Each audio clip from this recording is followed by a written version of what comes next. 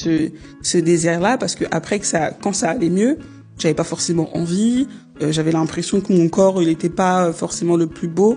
Donc même me regarder dans le miroir, c'était très compliqué parce que je me disais, mais est-ce qu'il va avoir envie de moi alors que j'ai perdu du poids? Franchement, j'avais pris 20 kilos pendant la grossesse, j'ai tout perdu. Puis après, par la suite, j'ai tout repris.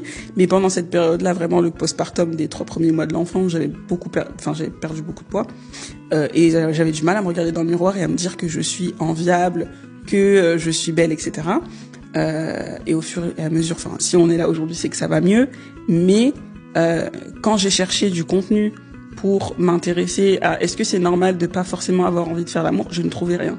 Il y avait des petits contenus de la maison des maternelles, mais c'était pas du contenu de femmes un peu jeunes de mon âge. J'ai aucun problème avec les femmes plus âgées. C'est juste que j'avais du mal du coup à me reconnaître et du coup à me dire ok, une femme de 23 ans si elle a un désir sexuel c'est normal. Parce que pour moi, comme je voyais ces femmes qui étaient un peu plus âgées, je me disais c'est normal avec la vie, etc. Elles sont plus mûres. Donc ouais, j'ai vraiment besoin un peu de savoir ton expertise par rapport à tout ça. Scientifiquement, est-ce qu'il y a quelque chose qui peut expliquer le fait que la femme n'a pas envie de faire l'amour après l'accouchement, ou n'a plus envie, ou ne ressent plus forcément le besoin?